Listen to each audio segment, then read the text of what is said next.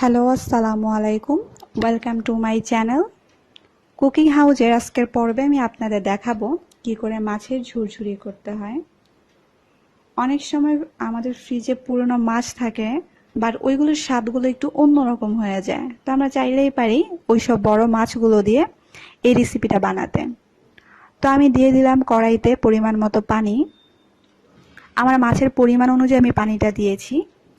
এখানে প্রায় 700 গ্রামের মতো মৃগেল মাছ আছে। এখন আমি মাছটা সিদ্ধ করব প্রায় 10 মিনিটের মতো হলুদ আর লবণ দিয়ে।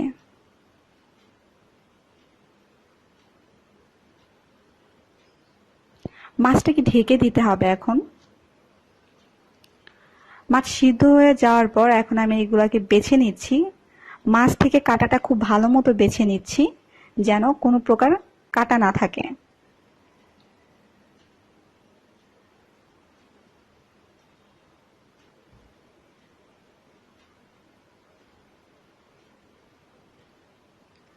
মাছগুলো বেছে নেওয়ার পর এখন আমি মশলাগুলো অ্যাড করে নেব। প্রথমে দিয়ে দিচ্ছি 1 চামচ হলুদ গুঁড়ো, 1 চামচ মরিচ গুঁড়ো, 1 চামচ ধনে গুঁড়ো আর 1.5 চামচের মতো দিব আদা রসুন বাটা। খুব ভালো মতো চটকে নিতে হবে মাছগুলোকে, যেন মশলাগুলো খুব ভালো মতো লেগে যায়।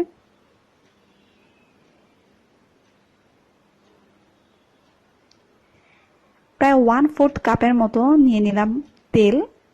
আর তেলটা যখন হালকা একটু গরম হয়ে আসবে তখন দিয়ে দিব 1 কাপের মতো পেঁয়াজ কুচি আর 5 থেকে 6টা দিয়ে দিব মরিচ চিড়ে।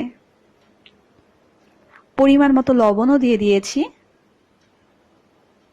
এখন খুব ভালো মতো পেঁয়াজগুলোকে ভাজতে হবে, একদম বেরেস্তার মতো করে। বেরেস্তার মতো করে পেঁয়াজগুলোকে ভাজলে মাছের স্বাদটা একটু বেড়ে যায়, এই জন্যই বেরেস্তার মতো ভেজে নেওয়া হচ্ছে।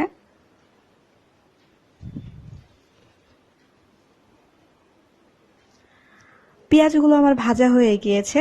এখন আমি এতে মাখিয়ে রাখা মাছগুলোকে দিয়ে দিচ্ছি।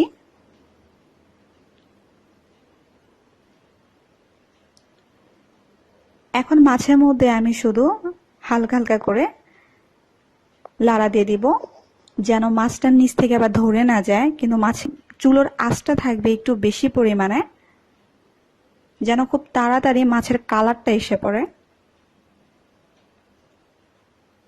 আমরা নুডলস রান্না করার সময় পেঁয়াজ আর ডিমটা যেভাবে প্রসেসিং করি, ঠিক যেমনটা ঝুরঝুরে হয়ে যায়, মাছটাও ঠিক ওই রকমটা হয়ে যাবে। প্রায় 20 মিনিট যাবত আমি এটা নাড়বো।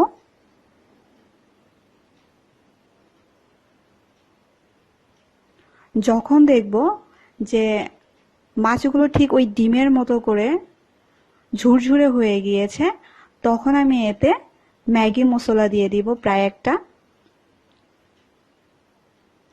আপনাদের বাসায় যদি ম্যাগি মশলা না থাকে তাহলে আপনারা গোলমরিচের গুঁড়োটাও দিতে পারেন।